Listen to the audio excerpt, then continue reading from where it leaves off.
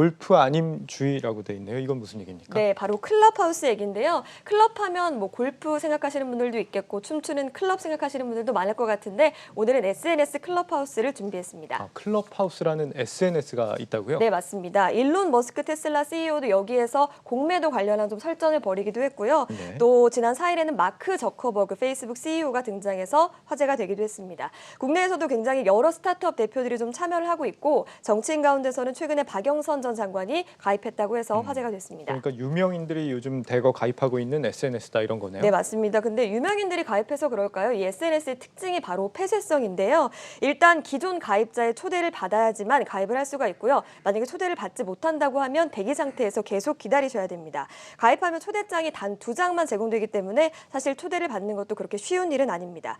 이 때문에 당근마켓이나 번개장터 같은 중고거래 사이트에는 초대권을 판다는 글이 좀 많이 올라와 있는데 오늘 제가 확인해 보니까 100만 원까지도 부르는 사람들이 있어서 굉장히 놀랐습니다. 그렇군요. 그런데 유명 인사들은 사실 예전부터 SNS를 해오지 않았습니까? 왜 최근 들어서 이게 이렇게 화제가 된 거죠? 맞습니다. 그런데 일반적으로 SNS 같은 경우는 글이나 이미지로 좀 소통을 하는데 이건 목소리로 소통을 하기 때문에 좀 특징적이다 이렇게 보실 수가 있겠습니다. 네. 사용자가 일단 방을 만들어서 대화할 사람을 초청을 하면 수많은 사람들이 들어가서 듣고 또 손들기 버튼을 클릭만 하면 대화도 할 수 있다고 합니다. 그러니까 처음에는 기업인들이 모인 대화방이 좀 줄을 이뤘지만 요즘에는 굉장히 다양한 방들이 좀 나오고 있다고 하는데요. 우리나라에서는 어린 왕자를 부산 사투리로 읽는 방이 굉장히 인기라고 하고요. 일본은 유명 연예인이 술 마시고 아무 말이나 하는 방도 인기라고 하는데 이건 저도 좀 잘할 수 있을 것 같습니다.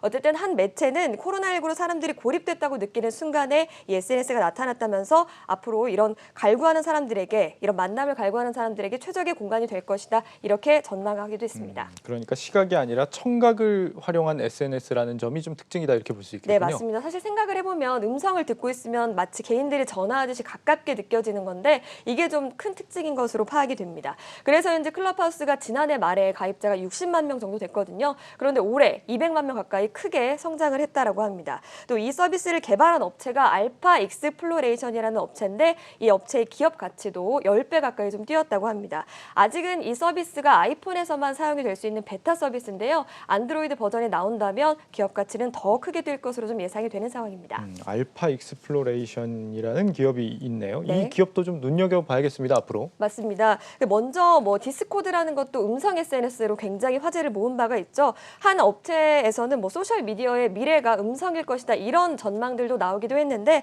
페이스북과 인스타그램이 장악한 이 소셜 미디어 같은 그런 미래가 목소리가 좀 지배를 할 수 있을지 이런 새로운 트렌드도 좀 지켜보면 좋을 것 같습니다. 네,